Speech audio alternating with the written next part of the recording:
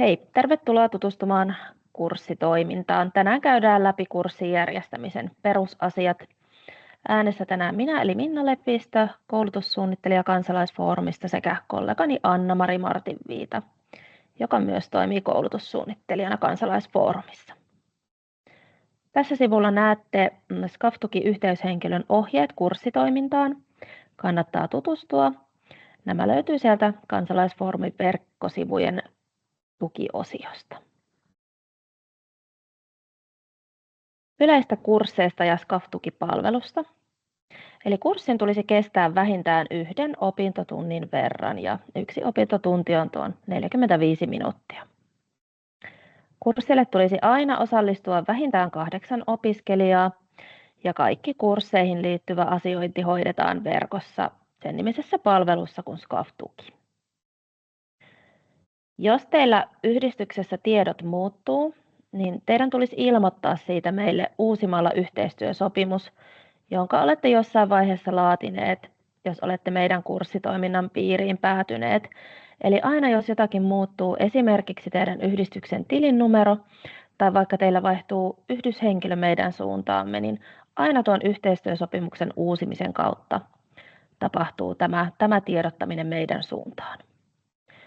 Te tarvitte silloin aina puheenjohtajanne ja tämän käyttäjätunnuksia hakevan tai käyttävän henkilön sähköiset allekirjoitukset, eli 2 allekirjoitusta yhdistyksestä, kun näitä muutoksia tehdään.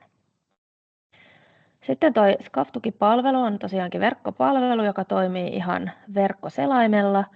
Se on siitä hyvä, että sieltä löytyy paljon ohjeita ja lomakkeita, jossa on lisää tietoja siitä, miten meidän kanssa asioidaan. Eli kannattaa sitten, kun pääsette kirjautumaan tuonne SCAF-tukipalveluun, niin kurkata tuo ohjeet ja lomakkeet -osio. Sitten kurssituen määräytymisestä asiaa. Eli meillä on kurssitoiminnassa ala- ja ylärajat. Me tuetaan kurssin kuluja vain osin, ja Kansalaisfoorumin tuki voi olla korkeintaan 50% tukeen oikeuttavista kuluista. Me mennään tarkemmin tänään tässä infossa tuohon tukeen oikeuttavien kulujen asiaan, eli mitä ne käytännössä on, ne kulut, mitä meille voi kirjata. Mutta tässä vaiheessa siis tiedoksi tuo, että meidän tuki on aina maksimissaan 50% niistä teidän kurssin kuluista. No sitten samalla meillä on tuollainen ylärajaleikkuri, eli meidän tuki voi kuitenkin samalla olla enintään 25 € per opintotunti. Ja tämä vuosittain hieman vaihtelee, eli tämä on tämän vuoden 2025 tilanne. Tarkoittaa siis sitä, että jos teillä on tosi paljon kurssilla kuluja, niin välttämättä ette saa ihan tuota puolta teidän kurssin kokonaiskuluista meidän tukena. Mutta katsotaan vielä käytännössä esimerkkiä, että mitä tämä siis tarkoittaa. Some-yhdistysviestinnässä on kurssi, jonka kesto on 10 opintotuntia. Tällöinhän noilla äskeisillä säännöillä meidän tuki teidän yhdistykselle voi olla teoriassa enintään 10 × 25 €. Jos teillä on koulutuksessa hyväksyttäviä kuluja 100 € edestä, niin teidän tuki voi silloin olla puolet tuosta 100 €, eli 50 €. Sitten jos teillä on 500 € edestä kuluja, niin meidän tuki voi olla 250 €. Mutta tässä tulee nyt käyttöön tuo 25 € sääntö. Eli jos teillä on kuluja 1 000 € edestä, teidän tuki voi olla vain 250 € ja se johtuu ihan siitä, että tuo kurssin pituus oli vain 10 opintotuntia. Eli kun se maksimitunti tuki on 25 €, niin 10 × 25 € on tämän mittaisen kurssin maksimituki. Sitten käydään läpi kurssituen askeleet. Tästä voitte tehdä yleishuomion siitä, että minkälaisia kaikkia vaiheita kurssitukeen oikein liittyy. Ja me mennään tässä esityksessä läpi nämä kaikki vaiheet kertoen vähän tarkemmin, että mitä niihin liittyy. Ensin käydään läpi vuosikiintiö. Vuosikiintiöhakemuksessa kysytään muutama kysymys ja ne ovat siis, että millaisia painotuksia yhdistyksenne kurssitoiminnassa on tulevalle vuodelle. Sekä teidän pitäisi kertoa jokaisen kurssin osalta, mikä on kurssin nimi, mitä siellä kurssilla on tarkoitus oppia, kurssin toteutusajankohta, opintotuntien määrä ja mahdollinen kohderyhmä. Eli tällaiset tiedot teillä pitäisi marraskuussa olla siitä tulevan vuoden kurssitoiminnasta jo olemassa. Eli siinä mielessä se kurssitoiminnan suunnittelu pitäisi sitten aloittaa ihan viimeistään siinä lokakuun puolella, niin kerkeätte miettiä tämän asian kuntoon. Ja vuosikiintiöhaun yhteydessä voi hakea myös korotettua kurssitukia sellaisille kursseille, jotka on suunnattu erityisesti työttömille tai eläkkeellä oleville osallistujille. Tästä löytyy lisätietoa meidän Kansalaisfoorumin verkkosivulta, eli sieltä tuki, ja erityisesti valitsette tämän tuki työttömille ja eläkkeellä oleville osallistujille. Ja sitten joulukuun loppuun mennessä Kansalaisfoorumi ilmoittaa teidän yhdistykselle, että kuinka monta kurssituntia teille on myönnetty seuraavalle vuodelle. No sitten on vuosikiintiö haettu. Seuraava askelma onkin kurssisuunnitelman laatiminen. Eli vähintään 2 viikkoa ennen kuin se teidän kurssi alkaa, teidän pitäisi sitten laatia tämmöinen vähän tarkempi kurssisuunnitelma tuolla SCAF-tukipalvelussa. Sitten katsotaan tarkemmin, mitä siellä kurssisuunnitelmassa tulisi olla. Eli ihan jokaisesta kurssista tulee tehdä erillinen kurssisuunnitelma SCAF-tukipalvelussa. Me halutaan tietää perustiedot siitä teidän kurssista, eli kurssin nimi, opiskeluaihe, tilaisuuden ajankohta, mahdollinen kohderyhmä, sitten opetusmuoto, eli onko etäkoulutusta vai livekoulutusta, sekä opintotuntien määrä, eli kuinka pitkä kurssi kyseessä. Lisäksi me halutaan tietää, että missä se teidän kurssi järjestetään, ja teidän kouluttajasta tai ohjaajasta halutaan tietää hänen nimensä sekä sähköpostiosoitteensa. Sitten halutaan tietää sen kurssin tavoitteista, mitä on määrä oppia, ja sitten tarkempi ohjelma, eli minkälaista asioista se kurssin kokonaisuus koostuu. Ja sitten me kysytään lisäksi, että miten kurssin suunnittelussa ja toteutuksessa huomioidaan kestävyys. Ja tämä on ehkä se meille tärkein asia, tämä opinnollisen tavoitteen ja kurssiohjelman kuvaaminen. Eli me ollaan oppilaitos ja sen takia tämä on hyvin tärkeä asia, että mitä siellä kurssilla olisi tarkoitus oppia. Niin te tosiaan kirjaatte siihen kurssin ohjelmaan koulutuspäivät ja opetuksen kellonajat. Ja sitten sinne pitäisi myös kirjata, jos teillä on opetuksessa taukoja, niin niiden pituus. Ja lisäksi tämä koulutuksen opetusohjelma tosiaan, eli ihan lyhyesti se opetettava asia, niin että se näkyy jokaiselta kurssikerralta erikseen. Eli esimerkiksi jos me maanantaina kokoonnutaan kello 17-17:45, niin sitten pitäisi näkyä tämä kellon aika ja mitä silloin on opiskeltu. Esimerkiksi tänään opiskeltiin tanssitekniikkaa ja yhteistä rytmiä. Jotain tällaista, ihan lyhyesti, vähän tietoa siitä sisällöstä. Ja sitten myös opetusmenetelmät, eli voitte hyvin sinne kuvata, että jos teillä on ollut ryhmässä tapahtuvaa opetusta, teillä on ollut luentotyyppistä opetusta ja niin edelleen. Ja meille tosiaankin on tärkeintä, että siellä näkyy se oppiminen, mitä siinä kurssilla tapahtuu, ja se opiskelun prosessi, että millä tavalla se etenee. Monella kurssilla on lopputuotteena, lopputavoitteena jonkinlainen konsertti, esitys, näytelmä esimerkiksi. Ne on teille tärkeitä tavoitteita, mutta niitä loppuesityksiä tai muita, niitä ei tarvitse kuvata meille, vaan meille tärkeää on se, että miten se esitys syntyy, minkälaista harjoittelua, opiskelua se vaatii, että te voitte saada onnistuneen esityksen tai muun tällaisen lopputilaisuuden. Eli oppimisen prosessi näkyviin aina sinne kurssisuunnitelmaan. Ja tässä on nyt vähän tämmöinen erikoistilaisuus, ei koske läheskään kaikkia kursseja, mutta kerron siitä kuitenkin, koska tämä on joillekuille tärkeä tieto. Mikäli teidän kurssilla on useampi kouluttaja, ja tämä tarkoittaa siis sitä, että teillä on yhtäaikaisesti opetusta, jota kukin kouluttaja sitten pitää eri tiloissa. Eli yksi opettaja on jossain tilassa ja hänellä on oma opetussisältönsä, toinen opettaja jossain toisessa tilassa ja hänellä on oma opetussisältönsä. Niin teidän tulisi siihen teidän kurssiohjelmaan eritellä, että kuka siellä on kulloinkin koulutusvastuussa ja minkälaisia opetussisältöjä hänellä on. Ja tämmöinen tilanne voi olla esimerkiksi jossain tosi isolla kurssilla, jossa on valtava määrä opiskelijoita. Voi olla esimerkiksi kyseessä orkesteri, joka on valtava orkesteri, ja sitten välillä soitetaan koko porukalla ja välillä jakaudutaan pienempiin ryhmiin. Ja tosiaankin silloin te voitte sinne kurssisuunnitelmaan merkata tämmöisen opetuksen kohtaan ryhmäopetustunnit. Elikkä siellä on silloin kullakin opettajalla oma opetussisältönsä ja erillinen koulutustilansa.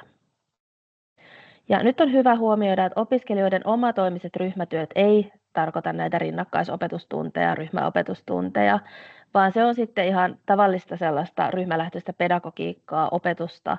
Eli jos jakaannutaan esimerkiksi pienryhmiin sit keskustelemaan jostain asiasta tai tekemään jotain harjoitusta, niin se ei ole tätä rinnakkaisopetusta, vaan se pitää olla ihan selvästi sellaista eriteltyä opetusta, jolla on oma opettajansa ja oma opetussuunnitelmansa.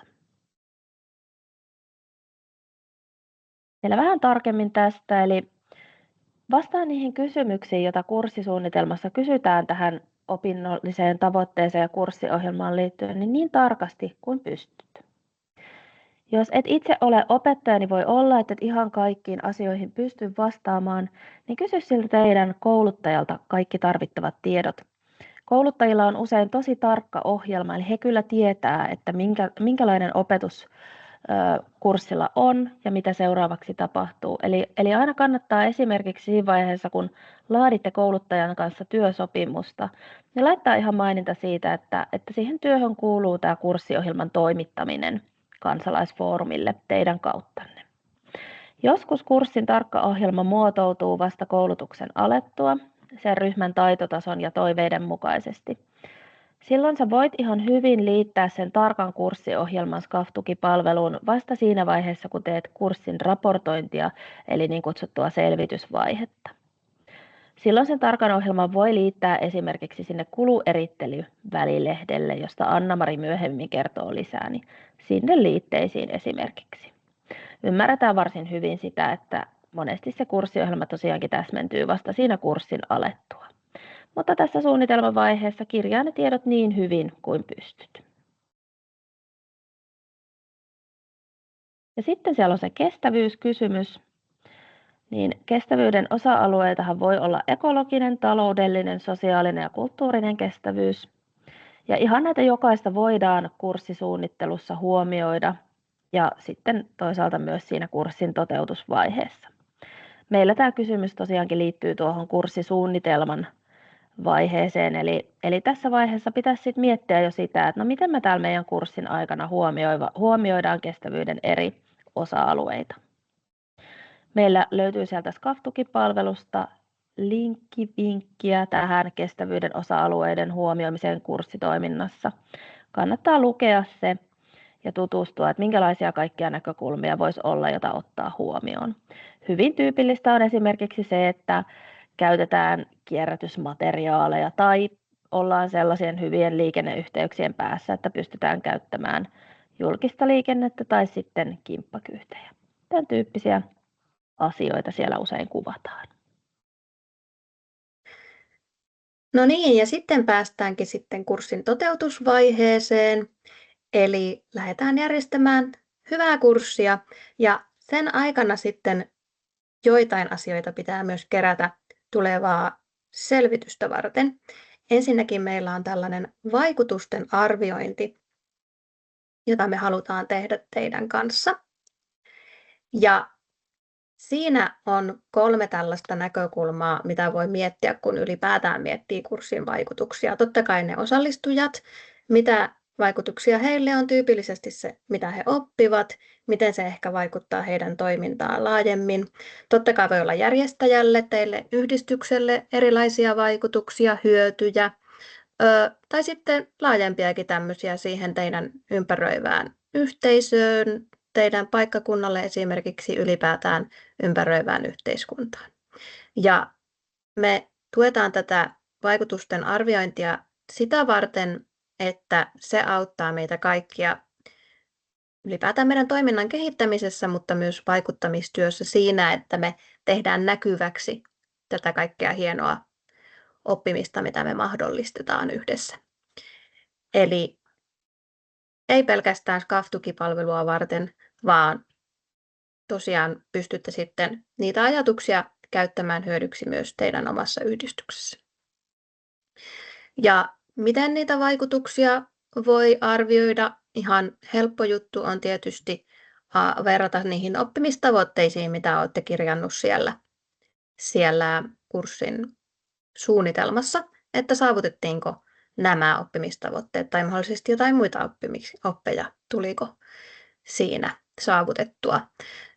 Joka tapauksessa se kannattaa miettiä myös etukäteen, että miten saisi sellaista arviointitietoa, koska kaikista helpointa on tietysti kerätä niiltä osallistujilta itseltään vastauksia, että miten he ovat kokeneet sen kurssin ja mitä he ovat saaneet siitä. Eli ihan palautekyselyillä, palautekeskusteluilla saa jo tosi paljon sellaista laajempaa infoa. Ja silloin kurssin aikana voi kerätä ja pohtia sitä arviointia tai sen jälkeen. Tähän meillä löytyy tosi paljon lisävinkkejä, sellaisia käteviä ihan käytännön vinkkejä, että mitä ne erilaiset vaikutukset voi olla, niin niitä voi pohtia lisää sitten siinäkin kohtaa, kun lähtee sitä selvitystä tekemään. Toinen asia sitten, mitä tarvii siinä kurssin aikana kerätä, on nämä osallistujien tilastotiedot. Ja ne kerätään tuollaiseen Osteri-palveluun. Sinne kerätään tällaisia anonyymejä tilastotietoja. Ikä, koulutustausta, kieli, taito, niin edespäin. Ja niitä ei tosiaan yhdistetä nimiin millään tavalla. Ne on anonyymejä, mutta pakollisia tilastoja meille kerätä, jotta voidaan sitten maksaa se kurssituki teille. Ja sieltä SCAF-tukipalvelusta löytyy sitten tämmöinen Osteri-palikka, johon pääsette helposti käsiksi. Kun olette sinne tehneet sen kurssiohjelman alun perin, niin heti kun olette sen sinne tallentaneet, niin sinne tulee näkyviin 2 tällaista linkkiä, jotka saatte sieltä poimittua jaettavaksi. Siellä on sellainen opiskelijalinkki ja sitten järjestäjän linkki. Ja näytän ne tuossa hetken päästä vielä tarkemmin. Tässä on esimerkki siitä, että miltä se voi näyttää. Siellä on tosiaan tällainen opiskelijan vastauslinkki, jota voi jakaa eri tavoin. Ja sieltä saa myös automaattisesti tällaisen QR-koodin, jota pystyy näyttämään esimerkiksi seinälle heijastamaan tai tulostamaan paperille ja niin edespäin. Eli kaikista helpoin tapa tähän ollaan käytännössä huomattu, on se, että otetaan ihan hetki siinä kurssin alussa, jolloin täytetään ne tiedot yhdessä. Se on nopea prosessi, mutta helppo jotenkin unohtaa. Siinä kun yhdessä pysähdytään hetkeksi sen asian äärelle, niin kaikki saa tarvittavan avun, kaikki löytää sen linkin, saa skannattua QR-koodin niin edespäin. Jos jollain ei ole siihen soveltuvaa laitetta, voi lainata toiselta tai voi tuoda sinne tilaan yhteisen laitteen, millä voi tehdä. Sen voi tosiaan saman linkin täyttää. Samallakin laitteella ei tarvitse välttämättä olla jokaisella omaa. Mutta siinä kun sen teette, niin siihen ei tarvitse sitten myöhemmin palata muistuttelemaan tai stressaamaan asiasta, että no hitsi kun nämä kaikki ei ole sitten tätä täyttäneet. Ja siinä samalla sitten kun sen ottaa puheeksi kurssin alussa, niin on sitten hyvä hetki keskustella myös siitä asian tärkeydestä, juurikin tästä, että kuinka se harrastaminen, se heidän oppiminen on tosi tärkeää. Ja yksi tapa, miten se näkyy meillä yhteiskunnassa, on myös tällaisten tilastojen kautta. Ja tosiaan linkin voi tietysti jakaa monella tapaa, sähköpostilla, tekstiviestillä, WhatsAppilla, mikä teillä onkin käytössä ylipäätään yhteydenpitosysteemi osallistujien kanssa.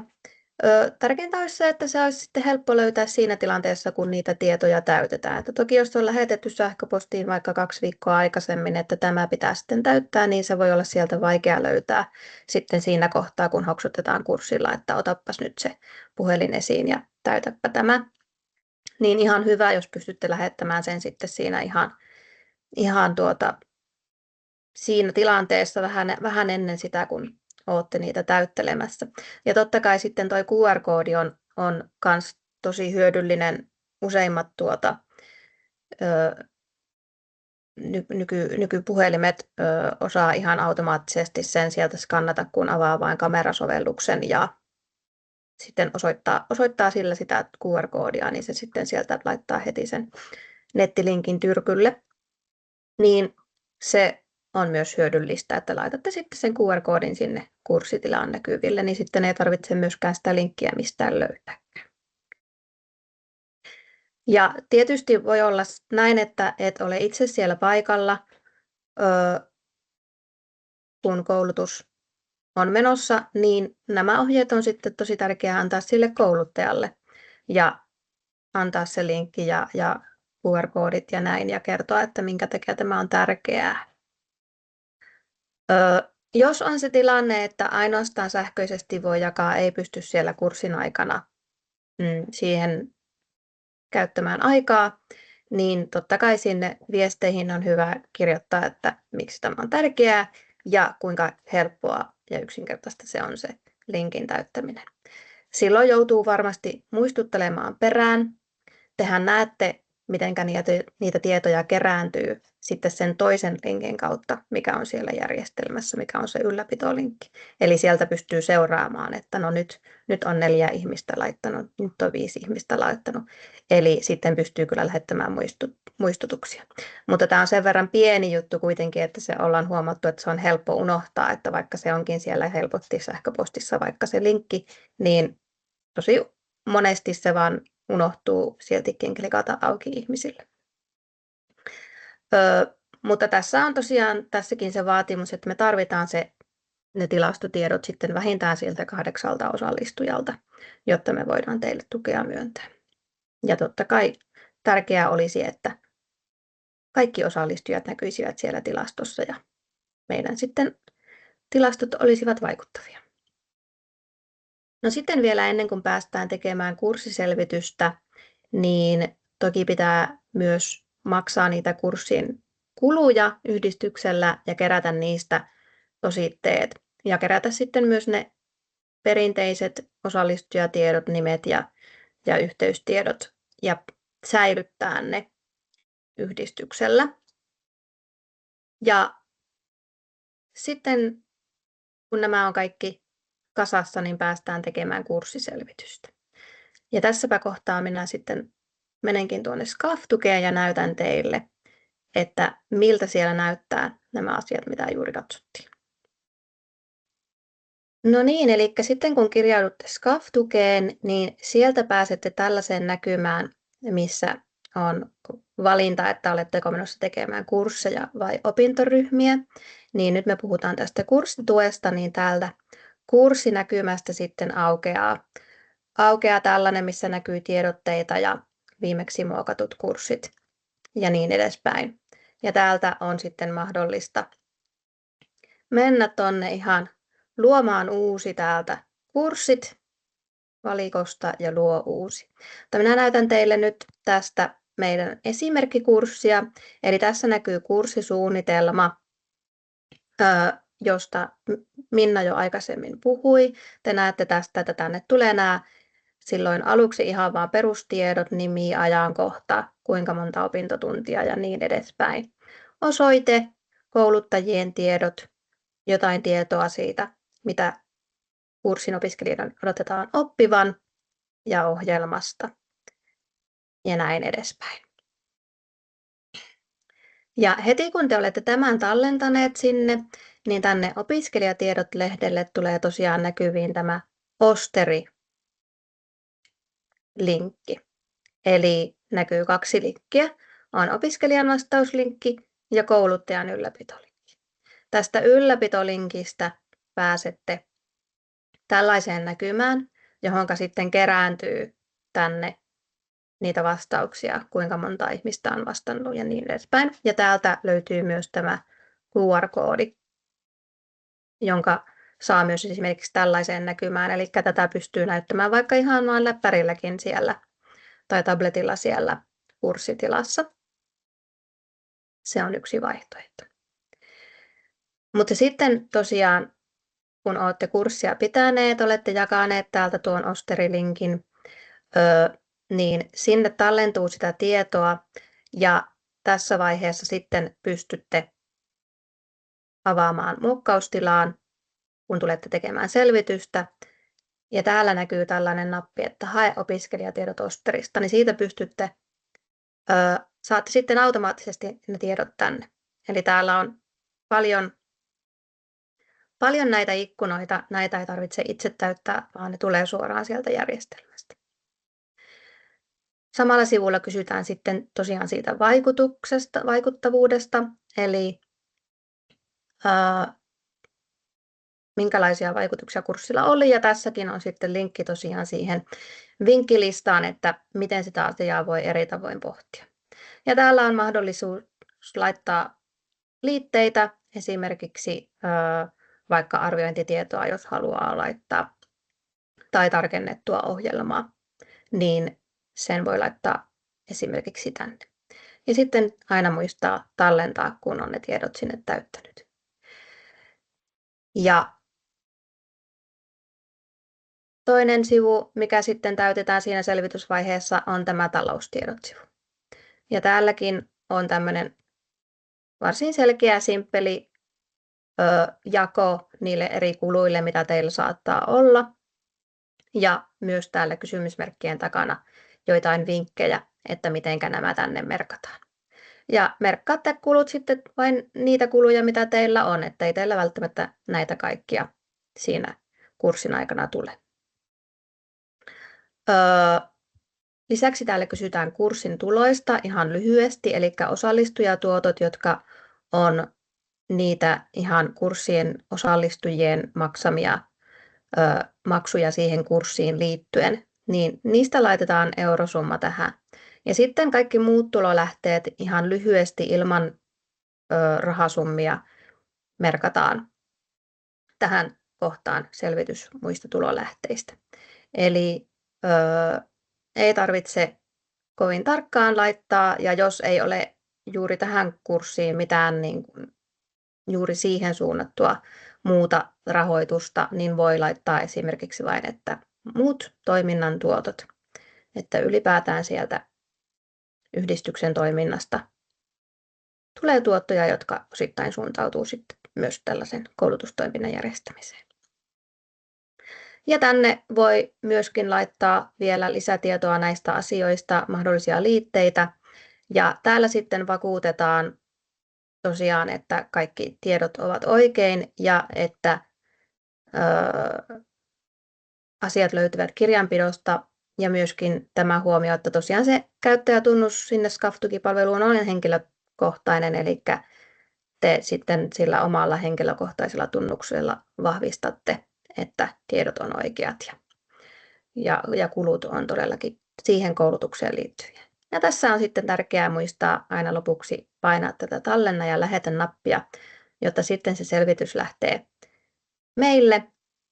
Ja me otamme sitten kyllä yhteyttä, jos tarvitsemme lisää tietoja. Eli kun olette ensimmäistä kertaa tekemässä, niin ei hätää.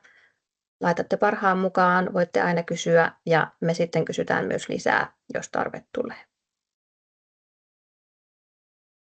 Eli se on tosiaan se kurssiselvitys, mikä tehdään, ja kerron tässä nyt vielä vähän lisää siitä. Eli varsinkin näistä tukikelpoisista kuluista, mitä kysytään siinä selvityksessä, että mitä kaikkea siihen sitten nyt voi laittaa. No, kaikki sellaiset asiat, jotka ovat suoraan siitä koulutuksesta aiheutuneet. Kuten näitte, siinä oli niitä eri kategorioita, niin sinne merkataan omiin kohtiinsa esimerkiksi markkinointikulut, tiedotuskulut, toki kouluttajien palkat ja siihen liittyvät mahdolliset matka- ja majoituskulut, päivärahat, tilavuokrat, välinevuokrat, jos ne on nimenomaan tätä kurssia varten vuokrattu. Kaikki mahdolliset muut, mitä voi siihen opetukseen liittyä, teknistä tukea, piirustuskurssin mallia, tanssikurssin säestäjää, erilaiset opiskelumateriaalit. Mahdollisesti joillain kursseilla on opiskelijoiden matka-, majoitus- ja ruokailukuluja, jos nämä on sellaisia, että yhdistys ne maksaa. Ja kaikki muutkin sellaiset välttämättömät ja perustellut kulut. Me kyllä sitten katsotaan, että ne on asianmukaisia.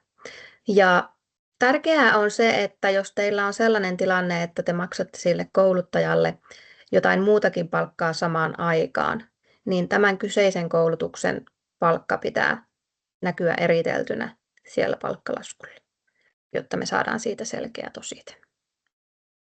No sitten sellaisia, mitkä monesti jää tuen ulkopuolelle, niin on kaikenlaiset oman henkilöstön niin kuin tasaiseen juoksevat palkkakulut. Niitä ei voi siivuttaa, eikä myöskään sellaisen oman toimitilan kulut, joka on niin kuin, jossa on vaikka kuukausivuokra. Kaikenlaiset toisin sanottuna niin kuin suunnitteluun ja organisointiin ja siihen hallintoon liittyvät kulut, mitä siellä juoksee. Kaikki elinkeinotoimintaan sisältyvän koulutustoiminnan kulut. Jos on jotain vapaa-ajan toimintaa, joka sisältyy siihen kurssiin, esimerkiksi on vaikka viikon mittainen leiri, jossa sitten toki on myös jotain vapaa-aikaa ja sinne on järjestetty jotain, niin kun se ei ole suoraan siihen koulutukseen liittyvää, niin sitä ei voi sitten kirjata sinne kuluihin. Ja ulkomailla tapahtuvaa opiskelua ei myöskään pystytä tukemaan, eli vain Suomessa tapahtuvaa opiskelua. Mutta aivan kaikista kuluista päätetään kuitenkin tapauskohtaisesti ja perustellusti, eli jos pystyy osoittamaan, että se on suoraan siihen koulutukseen liittyvää tavalla tai toisella, niin se voi hyvinkin sitten olla sopiva sinne kurssin kulurakenteeseen. Kuten näytinkin siinä, niin siellä kysytään niistä tuloista myös jonkun verran, eli ne osallistujatuotot ja muut tulolähteet. Jos on niin, että osallistujilta ei ole kerätty mitään maksuja siitä osallistumisesta, niin siihen osallistujatuottoihin voi laittaa myös 0 euroa. Ja sitten tosiaan ne muut tulolähteet, sinne voi tulla vaikkapa jäsenmaksuja, avustuksia, tapahtumatuottoja, mutta niistä ei tarvitse niitä euromääriä laittaa. Ja jos ei ole sitä eriteltyä tulolähdettä, niin voit merkitä, että muun toiminnan tuotot. Mutta tärkeää on nyt sitten huomioida, että tätä kurssitukea ei voi yhdistää muihin valtion tukirahoituksiin. Eli jos havaitset, että teillä on jotain muuta valtion rahoitusta, niin ensinnäkin voitte aina kysyä meiltä siitä, että miten tämä menee, mutta jos on yhtään sellaista päällekkäisyyden vaaraa, niin silloin pitää tämä kurssituella järjestettävät kurssit, niiden tulot ja menot merkitä erilliselle kustannuspaikalle kirjanpidossa. Sillä te saatte selkeästi eriteltyä ne, että kurssitukea käytetään tähän toimintaan ja mahdollista jotain toista valtionapua käytetään sitten toisiin juttuihin. Mutta tämä on tärkeää huomata. Ja jos olette yhtään epävarmoja tästä, että no onko meillä nyt valtion rahaa ja miten tämä menee, niin kysykää vain meiltä. Se järjestyy kyllä. Mutta sitten kun nämä on kaikki saatu kasaan, niin tosiaan tullaan tähän vaiheeseen, että se tuki maksetaan sitten teidän pankkitilille. Siinä saattaa tulla joskus tällainen tositepyyntö, eli tuo meidän järjestelmä ihan satunnaisestikin pyytää kulutositteita ja osallistujien henkilötietoja. Eli sitä se tarkoittaa se tositepyyntö, että pitää olla ne kuitit, muut tositteet niistä kuluista ja sitten se osallistujalista, missä on ne nimet ja yhteystiedot. Ja tällainen tositepyyntö lähtee yleensä aina sitten uusille yhdistyksille. Eli saattaa hyvinkin olla, että kun teette sen ensimmäisen kurssin, niin sitten teille tulee tällainen tositepyyntö. Mutta siinä ei ole tosiaan mitään sen kummempaa, että sitten vaan lähetätte ne tositteet meille. Niitä voi halutessa myös liittää jo siinä kohtaa, kun tekee kurssin selvitystä, niin sinne SCAF-tukeen, mutta se ei ole ollenkaan pakollista. Mutta toki me sitten sieltä ne myös poimitaan siinä tapauksessa, että tositepyyntö tulee. Mutta sitten jos on se tilanne, että no niitä nyt ei sitten löydy, kun niitä pyydetään, tai siellä on sitten ongelmia siinä kulujen erittelyssä, että sieltä ei näy tarpeeksi hyvin se, mikä on maksettu mihinkäkin, ja että tähän kurssiin kohdistuu tosiaan ne tietyt kulut, niin sitten voi olla, että me ei pystytä maksamaan sitä tukea. Ja on mahdollista myös sitten siinä tapauksessa pyytää takautuvasti jostain aiemmasta kurssista tositteet. Mutta tähän tilanteeseen nyt yleensä ei kovin helposti päädytä. Et me yhdessä sitten kyllä katsotaan aina teidän kanssa, että jos tulee joku hämminki, että jostain ei nyt olekaan sitä tarpeeksi selkeää tositetta, niin pohditaan se sitten yhdessä, että mitenkä tehdään. Kun te sitten markkinoitte teidän kurssia tai kerrotte teidän kurssista jossain, niin meidän nimi eli Kansalaisfoorumin nimi tulisi olla näkyvissä. Meidän tuki on valtion rahoitusta, julkista rahaa ja sen takia esimerkiksi tuo meidän logo on hyvä tapa kertoa siitä, että meidän tuella me järjestetään tämä kurssi. Tänne YouTubeen laitetaan tuohon esittelyyn nämä kaikki linkit, joista tässä esityksessä on kerrottu, eli sieltä voitte napata esimerkiksi auki tuon meidän verkkosivujen logovaihtoehtojen listauksen. Siellä on värillistä logoa ja sitten mustaa logoa ja niin päin pois. Ja sosiaalisessa mediassa, jos kerrotte teidän kursseista, niin olemme hyvin iloisia, jos käytätte näitä aihetunnisteita Kansalaisfoorumin tuella tai oppijayhdistyksessä. Me esimerkiksi Instagramissa sitten katsotaan näitä ja saatetaan silloin tällöin myös jakaa Kansalaisfoorumin Instagram-tilillä. Eli oikein mukavaa nähdä sitä oppimista, mitä teillä tapahtuu ja jakaa sitä tietoa eteenpäin. Sitten esitys alkaa lähestyä loppuun. Tässä vielä tärkeät tiedot teille, eli meiltä voi aina pyytää neuvoja esimerkiksi laittamalla sähköpostia tuohon skaftuki@kansalaisfoorumi.fi sähköpostiosoitteeseen. Ja me ollaan vähän jaettu näitä vastuita, eli kurssiasioissa teitä neuvovat Tuula Hyystinmäki. Hän vastaa nuorisoseurojen kurssitoiminnasta ja tuossa on hänen puhelinnumeronsa. Anna-Mari meillä vastaa musiikkiliittojen kurssipuolesta, eli Kansanmusiikkiliiton, Puhallinorkesteriliiton ja Kanteleliiton jäsenyhteisöjen kursseista. Teitä parhaiten neuvoo Anna-Mari. Ja minä sitten vastaan Harrastajateatteriliiton, Monihelin, Nuorisosirkusliiton ja Kuvataidejärjestöjen liiton jäsenyhdistysten kursseista. Mutta ei kannata hämmentyä, jos tulee sellainen olo, että kehen nyt saisin yhteyden, niin soitan meistä kenelle tahansa, niin saadaan kyllä teille tietoa. Eli ei sillä tavalla kannata ollenkaan pelätä sitä, että soittaisi meille kenelle tahansa, jos on kysyttävää. Ja tänään ei kerrottu opintoryhmäasioista, mutta jos opintoryhmäasia kiinnostaa, haluatte tietää siitä lisää, niin kollegamme Pekka Kinnunen on sitten oikea henkilö tähän. Esitys päättyy tältä osin. Kiitos teille kaikille, ketkä olette kuunnelleet tänne asti ja hyviä kursseja teille ja olkaa tosiaan matalalla kynnyksellä yhteydessä, jos on mitä tahansa kursseihin liittyvää asiaa. Kiitos.